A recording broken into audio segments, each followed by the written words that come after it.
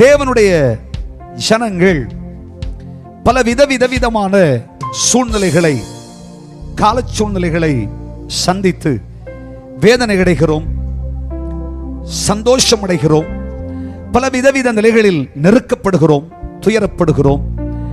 பல ஏற்றத்தாழ்வுகள் நம்முடைய வாழ்க்கையில் வருகிறது, நிறைவுகள் வருகிறது. இப்படி பல சூழ்நிலைகளை தருணம் செய்து போகிறோம்.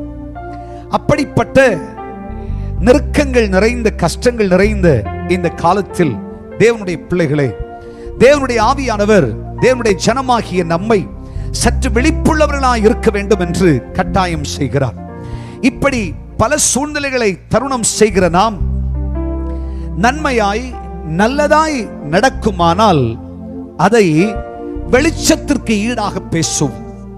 நம்முடைய வாழ்க்கையிலே கஷ்டங்கள் வருகிறது என்றால், வேதனைகள் வருகிறது என்றால், பிரச்சனைகள் வருகிறது என்றால், இல்லாய்மை வருகிறது என்று சொன்னால் அதை இருளுக்கு சம்பந்தப்படுத்தி பேசும். ஆண்டவராகிய கர்த்தர் என்ன சொல்லுகிறார் தெரியுமா? இந்த மாதம் நீங்கள் அறிந்திருக்க வேண்டிய ஒரு பெரிய ரகசியம், இருளாய் தோன்றுகிற எல்லாவற்றையும் நான் மாற்றி ஒரு வினாடி கூட வெளிச்சம் இல்லாமல் போவதில்லை, நித்திய வெளிச்சமாயிருப்பேன். கைகளை தட்டி கர்த்தரை மகிமைப்படுத்தும்.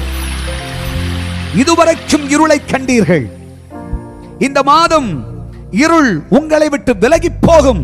காரணம், கர்த்தரே நமக்கு நித்திய வெளிச்சமாயிருப்பார். கர்த்தர் நித்திய வெளிச்சமாயிருப்பார். அர்த்தம் என்ன?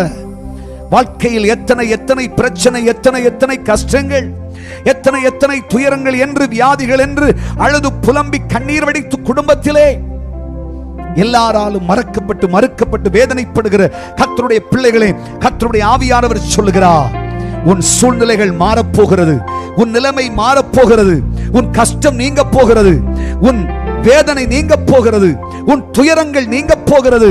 கர்த்தர் சொல்லுகிறார், இருள் மாறி வெளிச்சம் உண்டாகும். காரணம், நீதியின் சூரியனாகிய கர்த்தர் உதிப்பார். நித்தியராகிய கர்த்தர் உதிப்பார். அவர் நித்தமும் நமக்கு வெளிச்சமாயிருப்பார். எத்தனை பேர் விசுவாசிக்கிறீர்கள்?